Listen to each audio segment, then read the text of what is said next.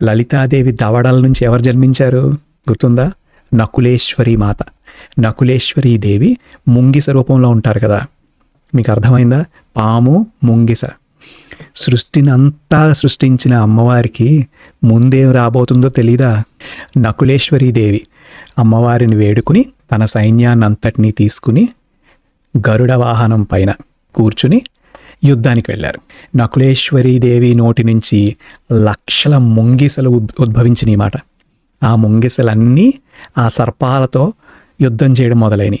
ఒక భయంకరమైన యుద్ధం మొదలైంది. ఎంత భయంకరమైన యుద్ధం అంటే ఎక్కడ చూసినా చచ్చి పడిపోయిన పాములు, ఎక్కడ చూసినా రక్తం ప్రవహిస్తుంది. అలాంటి భయంకర యుద్ధం జరుగుతుంది. ఇది అలా చాలాసేపు కొనసాగిన తర్వాత చివరికి నకులేశ్వరీ దేవి గరుడాస్త్రం ఉపయోగించి ఆ సర్పిణీ శక్తిని నాశనం చేసేసింది. అర్థమైందా మీకు? తర్వాత ఆమె దగ్గర ఉన్న పట్టిసం అనే ఆయుధం ఉపయోగించి ఆ 5 సైన్యాధిపతుల్ని వధించేశారు. ఇప్పుడు తన సొంత సైన్యాధిపతులే వధింపబడ్డారు కనుక భండాసురుడికి ఈ యుద్ధం యొక్క తీవ్రత ఏంటో అర్థమైంది. అది తెలుసుకుని మనం ఇలా ఏదో ఎవరో ఒకరిని పంపించేస్తే కుదరదు, మనం కూడా ఒక ప్లాను, స్ట్రాటజీ ఫాలో అయిపోదాం అని చెప్పి తన టీంని అంతటినీ పిలిచాడనమాట. అఖిలపక్ష సమావేశం అంటాం కదా, హైకమాండ్ మీటింగ్, అలాంటిది ఇది. శుక్రాచార్యుడు, మంత్రులు, తన కుమారులు వీళ్ళందరినీ పిలిచి ఒక మీటింగ్ ఏర్పాటు చేసి ఒక వ్యూహం రచించారన్నమాట.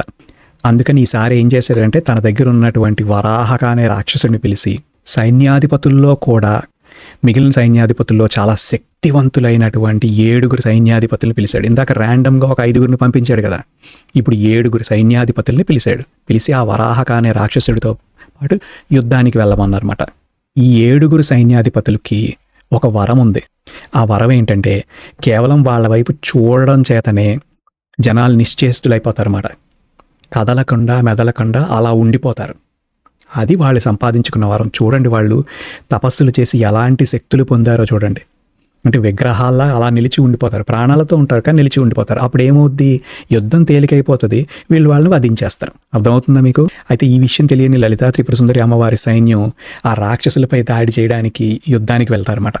వెళ్ళిన నెక్స్ట్ మినిట్ ఏమవుతుంది? వీళ్ళందరూ నిశ్చేస్తులై విగ్రహాల్లాగా అలా నిలిచి ఉండిపోతారు. ఏం జరుగుతుందో తెలుసుకున్న వారాహీదేవి అమ్మవారి అంగరక్షకులు యుద్ధానికి బయలుదేరతారు. ఆ అంగరక్షకుని పేరు తిరస్కరణీదేవి. ఆమె చాలా శక్తివంతురాలు. ఆమె అంధం అనే ఒక శక్తిని ప్రయోగించి, ఒక అస్త్రాన్ని ప్రయోగించి వాళ్ళందరినీ రక్షించడానికి ముందుకొస్తారన్నమాట. ఆ అందం అనే శక్తి వల్ల ఏం జరుగుతుంది? రాక్షసుల చూపులు లలితాదేవి సైన్యం పైన పడకపోవడంతో